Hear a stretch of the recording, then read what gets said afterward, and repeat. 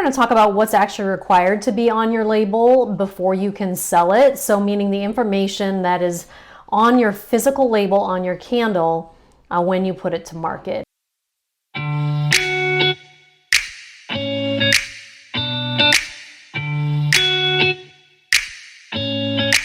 Notebook here. I'm going to be referencing some of my notes, so that's why I'm going to be looking over or down. But I pulled this information up online and was also in some of the candle groups that I'm in. And so it's very helpful to have these resources. I'll link the things that I found online below so that you can kind of do your research too. I definitely don't want you to think that I'm an attorney or I'm an actual legal source. I'm not. I've just pulled this information and I feel confident with what I've read to be able to legally put this stuff on my label. So I'll link it below and then you can do some research as well. But to begin with, I'm going to start looking down here on my notes. You need a statement identifying the commodity that you're selling. So when they say commodity, they mean the good, like the actual physical product, and it needs to say what it is. So I think they use some references like soap or something like that. But for me, it's going to be candle. And so instead of just saying coconut wax, I'm going to say coconut wax candle on my label. And I actually need to change that on my labels because I didn't have that originally on there. It needs to state that it's a candle or a wax melt or whatever you're making.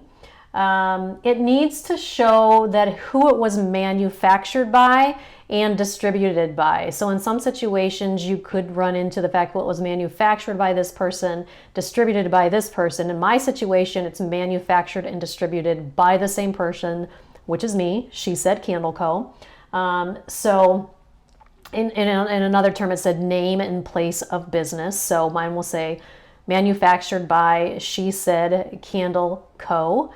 And then it also needs to have the city, state, and zip. It states in there that it needs to have the actual address. However, it says you can omit the address if it's readily available in some other publication, like a website. I'm assuming they mean like the phone book or something like that. Well, I'm going to have a website, so my physical address would be on the website.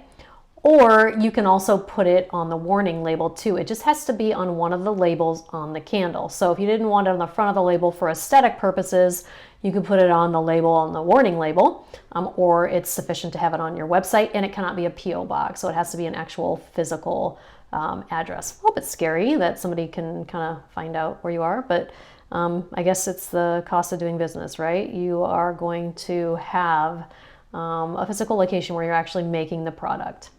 The next is the weight of the candle. So the metrics and imperial. So it needs to be both. So you need to have a weight in grams basically, and then also the weight in ounces, right? So this is, and keep this in mind too, this is the actual weight of the wax plus the fragrance oil.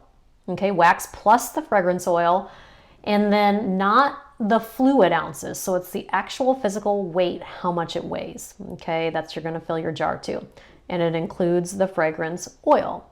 So those are the major things that need to be on the label somewhere. Okay, and then on the warning label, which is usually put on the bottom of the candle, like the little circle labels, you can make your own, or you can buy them, right? You can buy them pre-made too, but you want to make sure that it has 3 things on there, and it needs to have on there burn within sight. So never leave a burning candle unattended, which my testers are burning right now downstairs.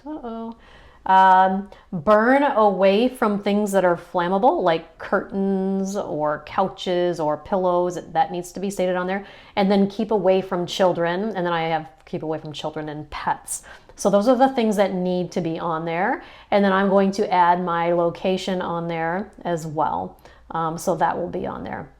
But those are the things that are required, okay? And then, like I said, I'll link those so that you can see them. And hopefully, just do a double check.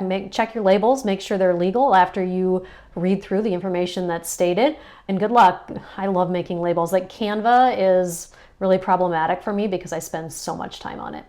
Anyway, thanks for watching. And again, if you have any questions, please leave your comments below or ask below.